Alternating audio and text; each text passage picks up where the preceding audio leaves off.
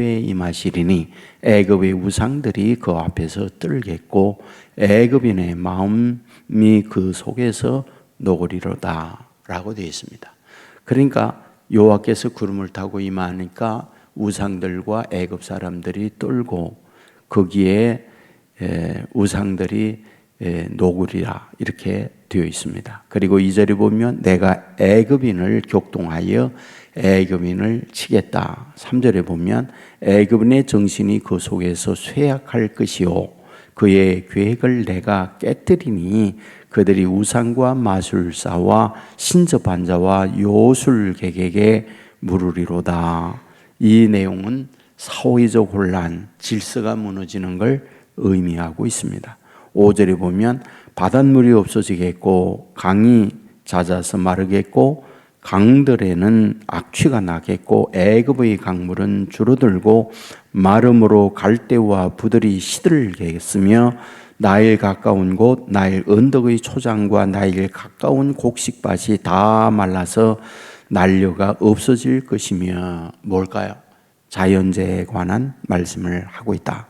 11절에 보면 소안의 방백은 어리석었고 바로의 가장 지혜로운 모사의 책략이 우둔하여졌으며 12절에 너의 지혜로운 자가 어디 있느냐? 13절에 소안의 방백들은 어리석었고 14절에 여호와께서 그 가운데 어지러운 마음을 섞으셨으므로 무슨 말일까요? 정신적 혼란을 말하고 있다. 누가? 애굽이 그러하다. 이집트가 그러하다라고 말씀을 합니다. 그리고 16절에 보면 흔드시는 손이 여호와께서 흔드시는 손이 그들 위에 흔들림으로 말미암아 떨며 두려워할 것이며 결국 애굽의 심판에 관한 말씀을 하고 있다 이런 말입니다. 그런데 이미 우리가 읽었지만은 내용을 보면 뒤에 부분에 가면 완전 반전으로 바뀌어지고 있는구나라는 걸 바뀌어서요. 반전이 됩니다. 어떤 반전일까요? 19절에 보면 그날의 애굽 땅 중앙에는 여호와를 위하여 제단이 있겠고 그 변경에는 여호와를 위하여 기둥이 있을 것이요 라고 되어 있습니다. 애굽 중앙에 여호와를 섬기는 제단이 있다. 여호와를 위하여 기둥이 있다. 그리고 20절에 보면 여호와께서는 그들에게 한 구원자이자 보호자를 보내서 그들을 건지실 것임이라. 보호자 구원자를 그들에게 보내서 그들을 건져주겠다. 21절에 보면 여호와를 알고 제물과 예물을 그에게 드리고 경배할 것이요 여호와께서 서원하고 그대로 행하리라. 여호와께 제물 드리고 여호와께 경배한다. 누가? 애굽이 그러하다. 이집트가 그러하다. 22절에 보면 여호와께서 애굽을 치실지라도 치시고는 고치실 것이므로 그들이 여호와께로 돌아올 것이요라. 여호와께서 그들의 간구함을 들으시고 그들을 고쳐 주시리라.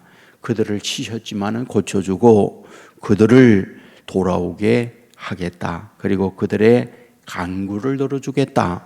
이렇게 말씀을 합니다. 앞부분에서는 심판이고 뒤에 가서는 회복에 관한 말씀을 하고 있구나라는 것을 발견합니다. 여러분 여기서 우리에게 뭘 발견합니까? 우리가 지금까지 보아왔던 것은 하나님의 선민 이스라엘에 대한 특별한 구원과 보호 이 부분에 대한 성경의 가르침이잖아요. 그런데 여기에 있는 말씀들을 보니까 어떠해요? 이방에 대하여도 심판을 받아야 할 그들에 대하여도 하나님께서 어떻게 한다? 회복하고 그들의 간구를 들어주시고 하나님이 그들을 이끌어 주심을 말씀을 하고 있잖아요. 우리는 이것을 보편적 은혜라고 말을 합니다. 보편적 은혜라는 것은 해와 비, 바람 이런 것들을 우리만이 얻는 게 아니라 믿지 않는 분에게도 똑같이 해와 비와 이런 것들을 다 누립니다. 이런 것을 보편적 은혜라고 말을 해요. 동시에 보편적 은혜를 넘어서서 돌아서는 사람, 깨닫고 돌아오는 사람은 누구나 다 구원을 받는다. 여러분 출애굽을 할 때에 여러분 이스라엘 12지파만 출애굽을 했을까요? 그렇지 않아요. 여러분 그곳에 보면 이제 출애굽을 하는데 같이 오고자 했던 애굽 사람, 다른 나라 민족들도 많이 끼어 있었어요. 그러니까 그들 함께 구원을 얻고 있는 것을 성경은 말하고 있습니다. 여러분 잊지 말아야 해요. 가장 지혜로운 사람이 무엇입니까? 들려줍니다. 보여줍니다. 어떤 걸 경험하게 합니다. 그 가운데 깨닫는 사람이 축복이에요. 저는 이 부분을 정말 여러분에게 많이 말하거든요. 인생은 해석이다. 그러니까 무슨 문제를 만나면 그 보이는 것이 있어요. 그게 현상이죠. 근데 그 현상만 보면 안 돼요. 그 현상 너머에 우리에게 들려오는 주의 음성이 있어요. 그 현상을 통해서 우리에게 말씀하고자 하는 하나님의 음성이 있어요. 근데 그걸 듣는 사람, 그거를 깨닫는 사람이 지혜로운 사람이다. 이런 말이죠. 자, 둘째 아들이 집을 나갔어요. 그리고 먼 나라에 가서 허랑방탕합니다. 그런 가운데 뭐가 왔어요? 흉년이 왔죠.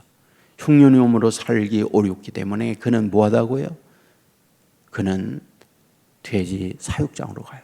돼지 사육장에서 고통하고 괴로움을 겪으면서 깨닫는 거죠. 아버지를. 아버지 집에는 모섬들이 많고 종들이 많은데 나보다 낫다. 그러므로 아버지 집으로 돌아가겠다. 그래 아버지 집으로 돌아가요. 그때에 아버지가 기뻐하면서 그를 벌써 아직도 먼데 달려가 그를 품고 그에게 어떻게 합니까? 목욕을 시키고 새로운 옷을 입고 가락지를 끼우고 송아지를 잡고 잔치를 베풀고 있는 걸 보게 됩니다. 뭘 말하는 겁니까? 깨닫고 돌아오는 이에게 이런 복을 허락해 준다는 걸 말하고 있는 거잖아요. 여러분 성경은 이런 부분으로 가득 차 있다고 하는 걸 우리는 너무나 잘 알고 있습니다. 여러분 우리가 에벤에셀의 하나님, 우리가 사무엘상 7장에 나와 있잖아요. 어떤 배경에서 그 말씀을 하고 있습니까? 당시 엘리가 사사였습니다. 사사로서 나라를 이끌어 가는데 타락됐죠. 두 아들 홈리와 비누아스, 제사 지내고 있는 여인들 성폭행하고 재물을 자기의 것으로 갈취하고 오만지 다 하잖아요. 하나님께서 블레셋을 채찍을 들어서 매를 칩니다. 그런데 그들이 돌아서야 하는데 깨닫지 못하죠. 그리고 하나님의 언약궤를 이용해서 이 전쟁을 이겨보아야겠다 했지만은 하나님의 언약궤까지 빼앗기는 수모를 겪게 되어집니다. 그리고는 나라가 망해요. 홈리 비누아스 죽죠. 그리고 엘리 죽죠. 그리고 이가봇이라고 엘리의 며느리가 아기를 낳다가 아이의 이름을 그렇게 짓고는 죽죠. 이런 패망이 이루어집니다. 그리고 나서 등장하는 인물이 있죠. 사무엘 선지자가 등장하죠. 그 사무엘 선지자가 제일 먼저 한 것이 무엇입니까? 미스바로 모이자고 그러잖아요. 그러니까 미스바로 모여가지고 한 것이 무엇이었느냐 하면 회개였어요.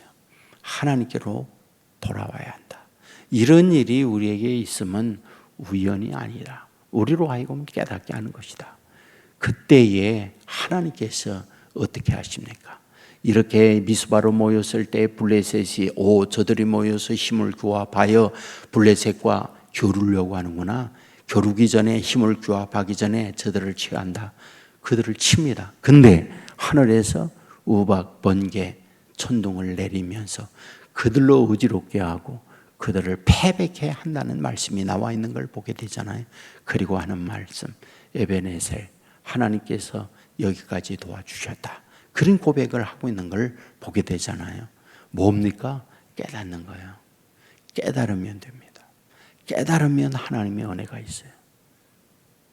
여러분 오늘 여기에 애굽에 대하여 하나님께서 후에 앞에 있는 심판과 전혀 다른 모습으로 바뀌어지잖아요. 그런데 그가 뭐였느냐? 애굽을 치실지라도 고치실 것이므로 여호와께 돌아올 것이다.